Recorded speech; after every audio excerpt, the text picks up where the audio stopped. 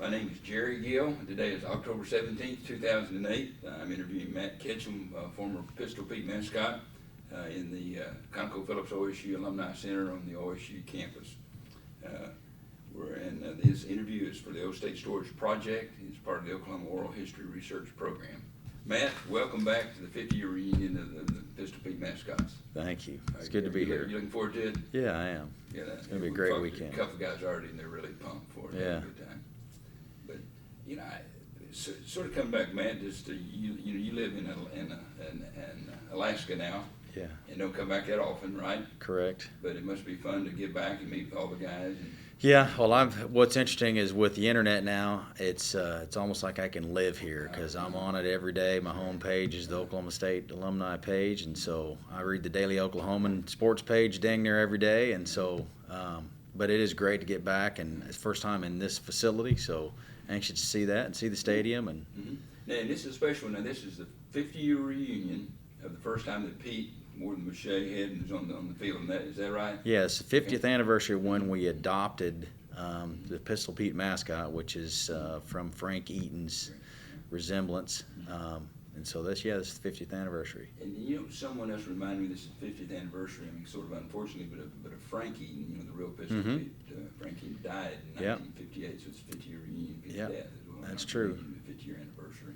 Yeah. So kind of interesting. Yeah. Well, so you grew up in Stillwater, so you're a Stillwater boy. So this question might not be, but can you remember when you were young, some of your earliest memories? What was the first memory you have of Pistol Pete? Can you remember? Yeah, the first memories I remember going. I mean, this is a college town, and everything revolves around the university. Even when you're growing up here as an elementary school kid, and I remember going to the football games, and I remember parking at Aquamart over in that area with my parents and walking to the game and. Either having a pregame somewhere, tailgate at someone's house, and then going to Aquamart and walking to the game. And in the west or in the east end zone was where all the kids were, and that was before the coaches' building was there, and before obviously Gallagher Ive had expanded. And we used to play. We didn't watch much of the game.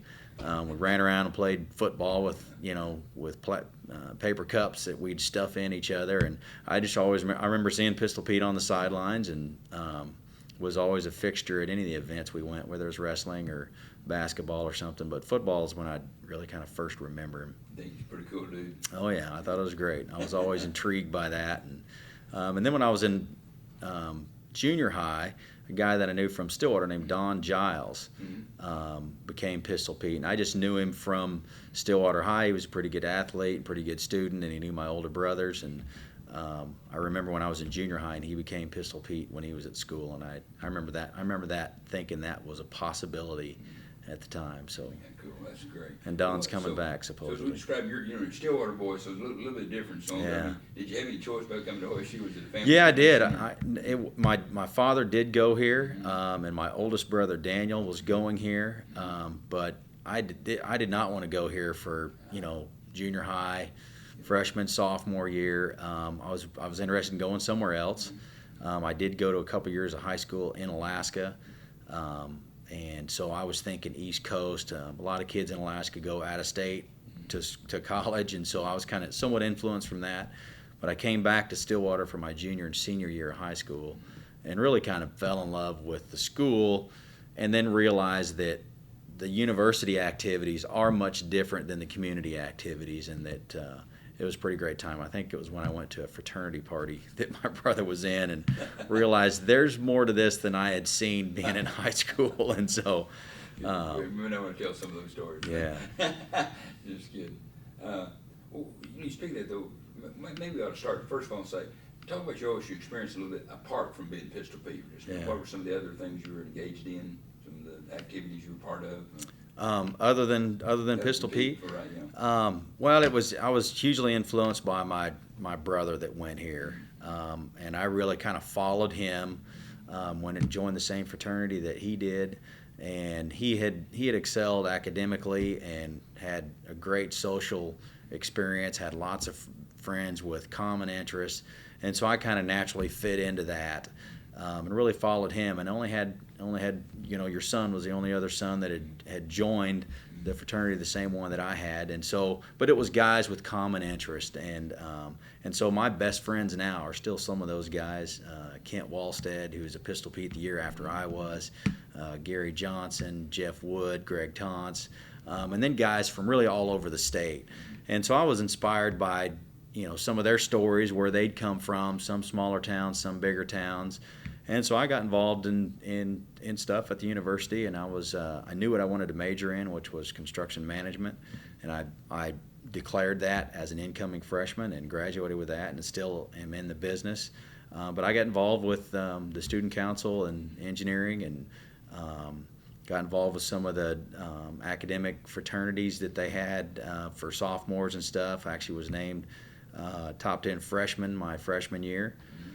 which was significant for me, because I was kind of starting to come into my own academically, which was great, and was involved with intramurals and stuff, and involved with homecoming, and stayed involved with with student council basically the whole time I was here, and involved with some of the construction management society stuff, and I was actually the interfraternity council rush chairman a year, so I served to represent the whole Greek community rather than just the one that I was in. And what was interesting about when you're a freshman coming in, you're surrounded with new friends, and that's kind of your nucleus. And the older you get, from your senior year, you realize you start expanding those friends, and it really kind of starts preparing you for your career, to where you're not so biased to just your little group. You realize that you're able to develop friends, all over campus. And then I was Pistol Pete my senior year, and it was a great experience. You tried out in your your junior year? Yeah, I tried out the spring of my junior year, and made it, and it really started that summer, and that about midsummer. But that summer I'd accepted an internship with a construction company in California, and that was actually the year, or one of the years, that we had sent both of the relatively new heads back to get them redetailed. And I was in Orange County, California, and so I got to go meet the guy that had worked at basically his whole career at Disneyland, that had developed and made the heads the first time, and so we had them all touched up, and so it was really fun to go meet him, and for him to meet someone from Oklahoma State, because the heads would get sent to him, he'd work on them, send them back, and his contact was Dave Martin at the athletic department, and so here I was, someone that was gonna put the head on for the next year, and we had a great couple of visits, and then it started as soon as I got back in August. I started making appearances, and it was fantastic. I went to every single football game that year, with the exception of going to Tokyo. So, well, picking up on the head experience just a little bit. So, did the guy work with Disney, or was he an independent contractor? He was an independent contractor, at least at the time. I think at some point he had worked for Disney, and I believe his name was Bob Johnson or something like that. There was actually something in one of the OSU magazines about it. What was it? I want to ask you a little bit about the uniform. Let's start with the head, man. What was the head? We see this big, huge head. What's under it? What do you have? What's inside there is there's a hollow, or there's a hard hat, suspended hard hat that's braced without a top in it. And then it's got pads on the shoulders. And so it rests on your shoulders, and then you've got, this hard hat that's got padding on the front and the back, and so it sits like a halo on your forehead and on the back of your head. And it weighs 45 pounds. And so you're not very agile in it. And then there's small screens where the eyes are, and so you can see through two little holes, like right there. And then there's a screen in the chin, so you can see your feet. Because oftentimes it's really hard to climb stairs, or if you're going to step down on something, you need to look down. But you can't see much in there. It's really hard to not talk. Pistol Pete doesn't talk, and people come up to you and will ask you a question that needs a response verbally, but you've got to somehow respond to them without speaking, because they couldn't hear you anyway. So. What about the rest of your outfit? The rest of it, when I was at Pistol Pete, we were pretty much outfitted by Teeners, and it's a Western store. At least there was one in Oklahoma City at the time. They hooked us up with 4 or 5 pairs of Wranglers, and a new pair of cowboy boots, and a new belt and belt buckle, and 4 or 5 white button-up cowboy shirts, and then a black vest.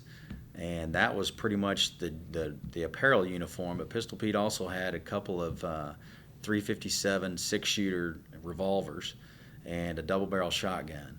And so a part of Pistol Pete had to go to the campus police department and and get some of that, get a little bit of training. I'm sure they're probably getting a lot more nowadays than we used to at the time. I had kind of grown up around guns a little bit, so I wasn't intimidated by that. But that's where we had to go get our blanks and things like that. And they're always fine with Pistol Pete. And so that was the apparel, and I kept all of that stuff with me, and so the head was in my room at the fraternity house, and it was pretty funny. Did you keep your outfit? I know you didn't keep the head off. Did you get to keep the rest of the outfit? We didn't keep, and I guess I didn't mention the chaps. Had a bright orange pair of chaps, which is kind of almost really, other than Pete's head, probably his signature outfit is his bright orange chaps. We didn't keep those, but we basically kept everything else. All the shirts and the boots and the pants and all of that, and so those were great. I probably still have some of my pants. I couldn't fit into them, but I still probably have some of the Wranglers that I got from Teeners. And one of the other neat things at the time was one of the local car dealerships had donated a truck, and it was an extended cab pickup truck with a shell on it. And so when we had to travel with the head, I mean, it's large. I mean, it fits in a 3x3 crate. Most of the time we didn't travel within a crate. And it did get boogered up a little bit, loading it in and out of trucks and cars and stuff. But occasionally on trips, I'd be, when I'd go to parades at different communities in the state, I was able to take that, and so the gas was paid for. And they take care of Pistol Pete, that's for sure.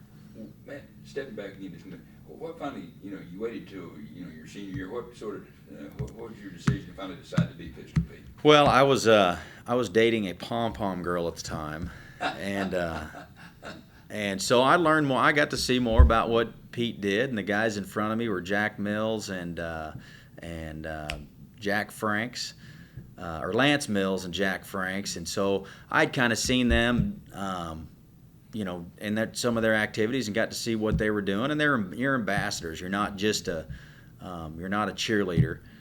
You do lead a cheers occasionally, but it's a different type of school spirit. I'm a true to your school kind of guy, and I wanted to do something like that, and that kind of fit what I wanted to do. Wasn't maybe as athletic as doing some of the other stuff, but certainly wanted to do that, and got interested in it, and talked to a few people about it, and actually went and I think it was to Jack Franks, and borrowed the head one time and went over to the Colvin Center and got in front of the mirrors and got comfortable with it on, and to see if I was really going to like doing it, and did, and then tried out in his interview process. And can you tell us a little bit about that process? Yeah, it was. I believe there was a formal application that we had to submit, and they advertised in the Old Collie, and that's kind of how information was spread in those days in the late 80s. You didn't go to the internet and find out when the Pete tryouts were, but found out about it on the Old Collie, and so filled out the application. And I think there was probably only about 10, maybe 12 guys that tried out when I did. And the first thing that we did was an interview process, and it was an interview with Dave Martin, who was the associate athletic director, and then 4 or 5 former Pistol Petes that were either working for the university still, or were in close proximity community-wise doing it in some other vocation. So they would come in and do an interview, and so they wanted to see if you were a decent guy, because they wanted you to know what the job entailed as being an ambassador and being a good guy and being able to make good choices and represent the university, particularly when you're Pete, but also when you don't have the head on too. And then did you have to act out some things? Yeah, and then after that they wanted to put you in a couple of situations, and really they realized that they wanted you to do some acting or do a situation without the head on, because oftentimes you can get heckled without it on, and you've got to be able to react and positively, or you've got to be able to speak to somebody or something without the head on. And so they asked me to do a skit you had to prepare something, and you knew this before, without the head on, and then they put you in a situation with the head on. So, well, can you remember the first time first event you went to as a Pete, and you share some of your memories about Yeah, that? I think one of the first ones that I remember specifically that was really kind of outside the athletics, because I think the first one I went to was, I think it might have been freshman orientation, and it wasn't. And then the rest of them were athletic stuff. But the first one that I remember that I really enjoyed it was I went to it was a Halloween contest. And I think it might have been and it was for kids. So I think it was in the early evening of a Halloween at Eskimo Joe's. And so there was 20 kids that were dressed up for this Halloween competition, and Pistol Pete was going to be there, and that's probably what brought some of them there. And then Pistol Pete got to pick which kid had the best outfit on, or the best costume. And I'd picked this little kid that was dressed up like a werewolf. And I remember it just made his day, and it was great. And I remember that. I do have a little picture that his mom had taken and given to me. And so I specifically remember that one as one of the first things. One of the great things I got to do is I got to go to, they have a mascot ski invitational in Winter Park, Colorado, and it's hosted by the University of Colorado. And since we were in the Big Eight at the time, they certainly invited all of the Big Eight mascots. But there was probably 200 mascots there, and there was a big ski event. And I was a skier, having lived in Alaska and things like that, an alpine downhill skier. And so I wanted to go to the event. I raised a little bit of money, got the university to help cover things. I think my airfare was like $200, and I think times have really changed now. I think it's significantly more than that. But I got the crate and packed the head up and went during school in probably February to Winter Park and skied with the head on and all of that. It was pretty fun. It got a bit tough. It was a lot tougher than what I thought it was going to be. Well, the Halloween party. I mean, we think of Pistol Pete, obviously, at athletic events. Uh-huh. You probably make, dozens of those a year. But Yeah. the personal appearances you make. Can you kind of share some of the things you did, places you went as Pete outside of sporting? Yeah, venues? one of my favorite ones that I went to is I went to Pond Creek, Oklahoma. And it's a little bitty old town up, kind of north central. I think it's close to Alva. And I always remember seeing it as Pond Creek Hunter, because they had to combine two towns to make up a football team. And they played 8-man football. And one of my buddies in the fraternity house, his name is Van Shea Ivan, great OSU alum. He's from that hometown. Parents, big OSU alums. I think his brother's now is the doctor here. Now is the sports medical doctor, Val Jean. Anyway, he wanted Pistol Pete to come to his homecoming, or come to his county's parade in the worst way. And I said, well, sure, we'll work it out and I'll make it. Well, I went up there, and they rolled out the orange carpet for me. I mean, Pistol Pete was the main event of the parade, and everybody loved it, and the Ivans took fantastic care of me, and I remember that specifically because there was a personal connection there, and then getting to see another small town in Oklahoma that really cherished their heritage, which is farming, and also really cherished Pistol Pete making the trip, and I remember walking in a lot of those long parades and my feet getting tired in the cowboy boots. So you made, probably. Yeah, well, probably more than that. There's 2 Pistol Petes each year. At least there was when I was Pete, and we've always claimed that Pistol Pete makes about 400 appearances a year. So each guy would probably do 200. Occasionally, sometimes you were paid, and some of the parades would pay Pistol Pete, and that money would go to the athletic director or to the associate athletic director, and we would get occasionally we'd get a stipend to help offset some of our books and some tuition. But I probably didn't collect more than $500 over the whole time, but didn't have many expenses either. So, well, Matt, you described you're fairly active in other things in the camps. How did you balance these two lives? Well, Pistol Pete always came first. There's no doubt about that. I remember missing some intramural sports activities. You're on a team and you got a commitment to that, but Pistol Pete came first, and it was my senior year, and I think a guy's involvement or a student's involvement is pretty heavy when you get started, and some of my campus involvement did somewhat taper off.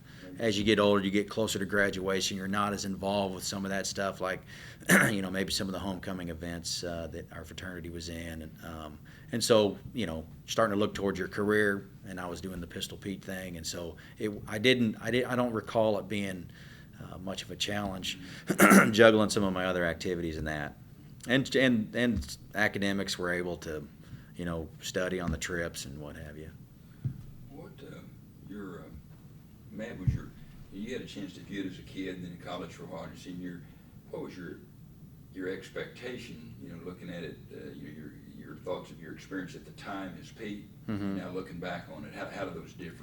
Well, looking back on it, it's one of the best things that I did, and I'm super proud that I did it.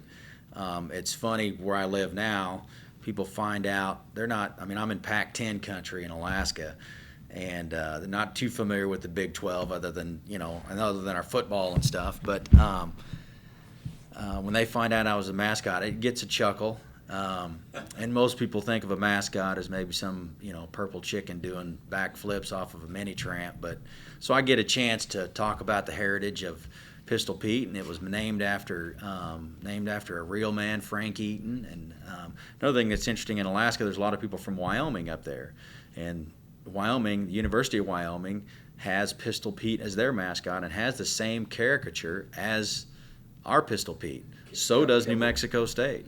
They call him Cowboy Joe. And also talking to my kids about it. My kids see Pistol Pete on TV and they think it's me, and it's great. And just driving over from Tulsa this morning, my son asked me, "Dad, were you ever on TV?" And I was like, "Well, sure I was." And so he thinks that's pretty neat. And my youngest son asked his mom, "Do you think I could be Pistol Pete someday?" And so we got to talk about that just today coming over here. They're pretty excited about it, and this is going to be just a fantastic weekend because they're going to get indoctrinated into Oklahoma State, which I love dearly, and I hope my kids they can go to the University of Alaska Anchorage, or they can go to Oklahoma State. That's their choices if Dad's paying for it. So. Well, Matt, a little bit, just kind of picking up your conversation about the Pistol Pete, the Frank Pistol Pete character. Was it special to you that OSU's mascot was named after a historical figure, as opposed to some mythical creature, or if we'd have been, something like that? If we'd have still been the Oklahoma State Tigers, like we used to be, Oklahoma A&M Tigers, and we're orange and black because we were the Princeton of the Prairie, and so our mascot came from Princeton University, and so did our colors. I probably wouldn't have done it. But yeah, it was special for me, the heritage of Frank Eaton, and I didn't know about that until I started researching to see if it was something that I wanted to do, and it was intriguing. And there's artifacts around campus about Frank Eaton, and he was even teaching a class on Oklahoma history and was showing off his guns, and his gun discharged, and I think one of his bullets is still in one of the classroom buildings in the student union somewhere. And so it was pretty neat to know that. And Pistol Pete does. He's not a goofy mascot. He's a cool mascot, and he's a calm, respectable mascot with guns. And he does represent kind of the rugged old West, and I really like that. For OSU fans and for Oklahoma, he represents. You mentioned kind of the rugged West, the pioneer image, and kind of ties in. Well, Matt, picking up on that theme a little bit, when you portrayed, Pistol Pete as a mascot, were some of those character traits that you tried to emulate, kind of the real Frank Eaton had? Well, probably not. I wasn't able to study maybe some of his physical characteristics because I think he was a little bit shorter than I was. And I noticed that some guys do. You can tell there's different Petes when they've got the head on. But I'm already pigeon-toed and bow-legged, and so I didn't have to act too much. But mainly you've got to make expressions, and you got to express yourself with your hands and maybe the way you walk and waving the towel but there's not a whole heck of a lot else Pistol Pete can do. Shaking hands and If I had $1 for every time a kid came up and stuck his hand out and said, "Pistol Pete, sign my hand, sign my hand," and I'd always carry a Sharpie and sign his signatures, and you can't see, unless you held it right here, you couldn't see it, so you're just signing Pistol Pete, and that was great. So. Did you have the Pete swagger? Yeah, oh yeah. Bow-legged and swagger. Bow-leg, and that's not too hard for me to. Some of my friends call me uphill. I always look like I'm walking uphill anyway. So. Oh shoot. Well, Matt, can you share some especially meaningful experiences and memories from your time as Pete? Some special. You already shared a couple of them, but some other things that you really remember. Yeah, I remember going to a guy that I work with wanted me to come to his daughter's birthday. And I worked at Dupree Sports when I was in school, and it was one of the managers there. It's his daughter's birthday, and what I remember is how pleased she was happy to see Pete and all of that, and it was a highlight for her. But how pleased her parents were that I took the time out as a college student, as a representative of the university, to be able to do that. They were obviously working, on the periphery of the university and weren't working directly for it, but obviously saw that as a benefit. And we're happy that I was able to come. And as Pistol Pete, when you're going to a lot of those events, you spend probably 75% of the time without the head on. And so I remember going to that, and my mother was an elementary school teacher here, and I went to her class probably 3 or 4 times throughout the year because she wanted me to hit every single class that came through. And so I'd get to wander into Skyline Elementary out there.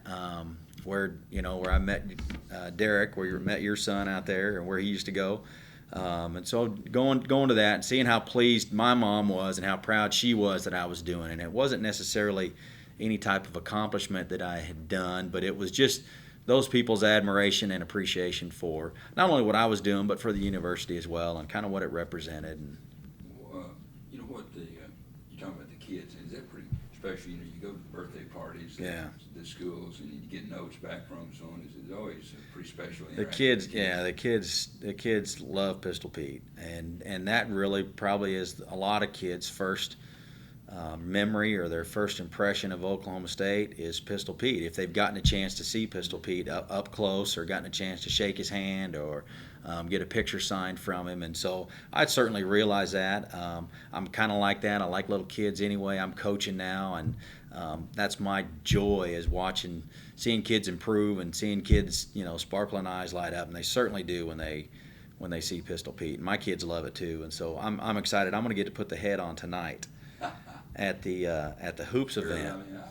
They're going to have a Pistol Pete from each of the 5 decades, the last 5 decades, and I'm going to represent the 80s, and so I'm going to put the head on to see if I still got it. And so that's going to be fun. That's good. Well, now let's flip the coin. Tell me your special memories. Now come on, and be honest here. Give me a couple of embarrassing moments that you had with Pete.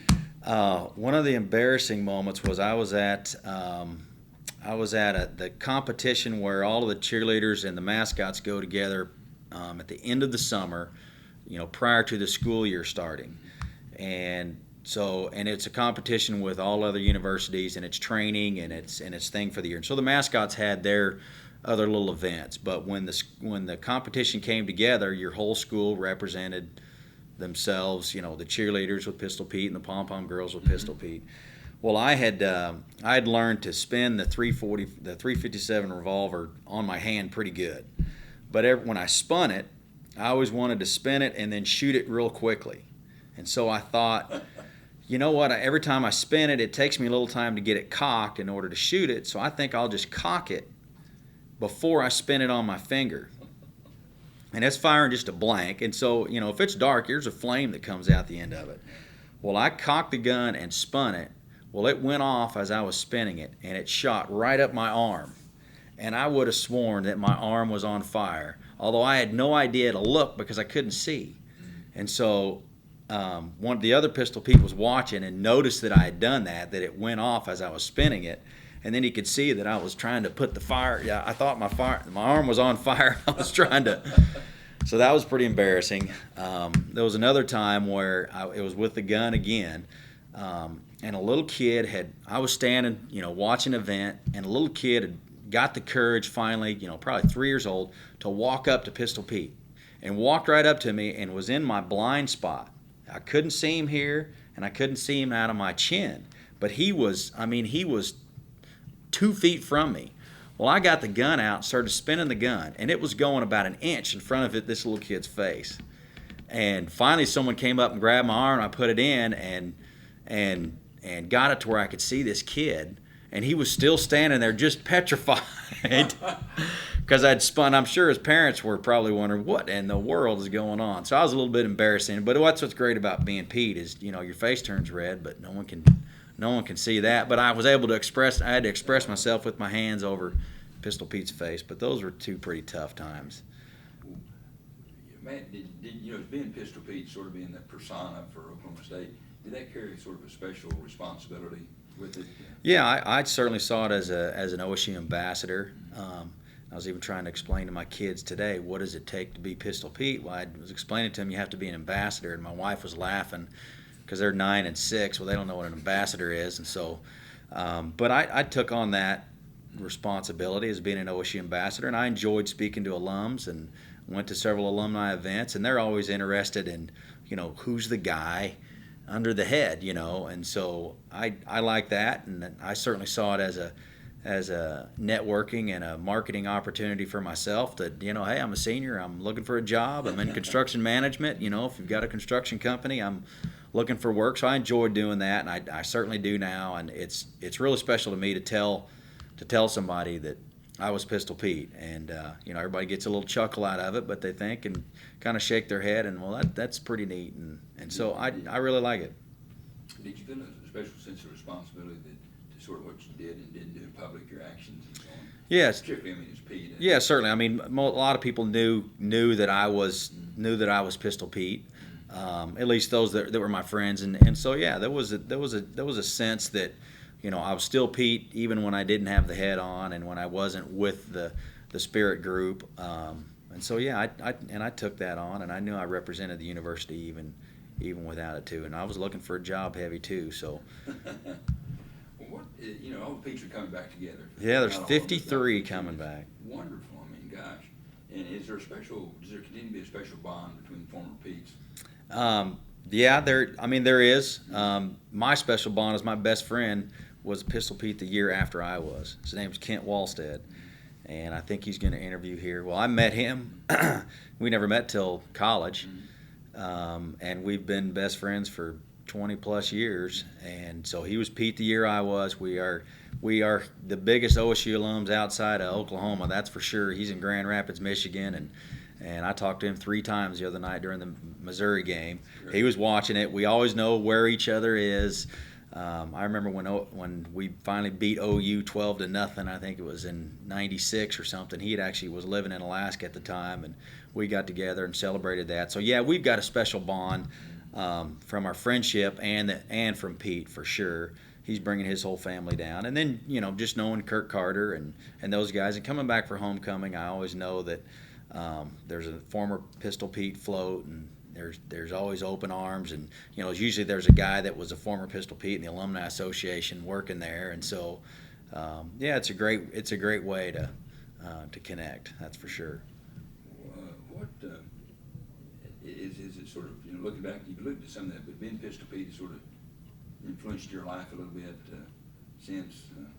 I mean, it probably has just from knowing that. I volunteered my time as a senior, and so I juggled some academic stuff. It wasn't much of a burden at all, and it was really fun, and I got a benefit out of it. But it was kind of the first, my first experience to an extended amount of service, and it's really kind of like when someone starts to learn about service, whether it's in your community or for your state or for your school or whatever.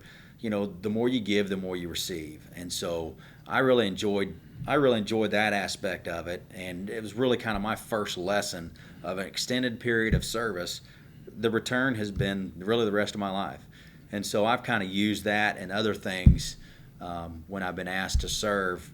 I really may not fit. It's gonna interfere with my schoolwork or my social life, or it's gonna now it's gonna interfere with family life or something. It's kind of I realize that the benefits far outweigh any sacrifice that you might have to weigh within the service. And so that's kind of how I look at it now. It was a time where I could serve the university with my time, and the return has far exceeded what I put into it in '88 and '89.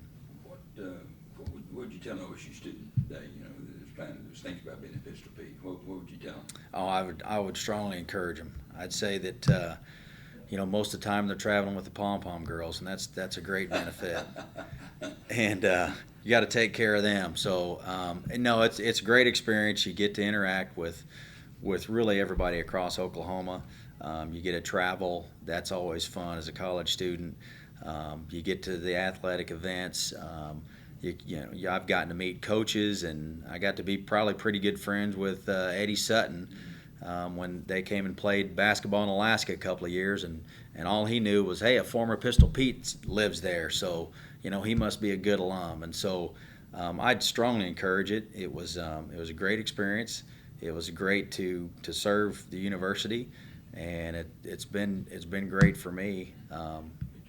20 years later. All over again? Would you Absolutely. I'd probably do it more than just 1 year of my college career. Absolutely. Sort of maybe kind of closing sort of question. How do you hope people remember Matt Ketchum, Pistol Pete? What legacy do you think? Yeah, I hope they remember me as an ambassador of the university, and that that I upheld positive image of Oklahoma State, with and without the head on, and I hope they know that I bleed black and orange, and I know everybody in Alaska does, and they often get OSU mixed up with Oregon State, but people are starting to learn that orange and black OSU is Oklahoma State, and so no, I hope they remember me for that. I know they know I'm a true to your school type of guy, and and I'm loyal. And kind of like our alma mater song is, and I ride for the brand. Last question, maybe just answer briefly. Catch us up in your life, after you left OSU. Mm-hmm. I took a job in Dallas, Texas, with Manhattan Construction Company, a great Oklahoma construction company. They were out of Muskogee at the time, but I think they're in Tulsa now. Went and worked in Dallas for about 2.5 years. Had went to a couple years of high school in Alaska, and always kind of wanted to get back there.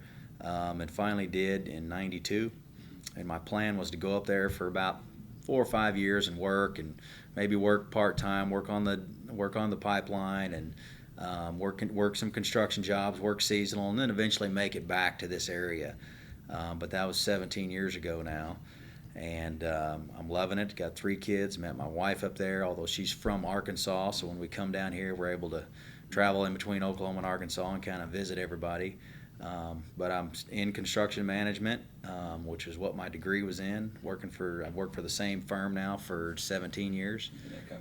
It's called Wilder Construction Company, and we just got purchased, and the company is now called Granite Construction Company out of Watsonville, California.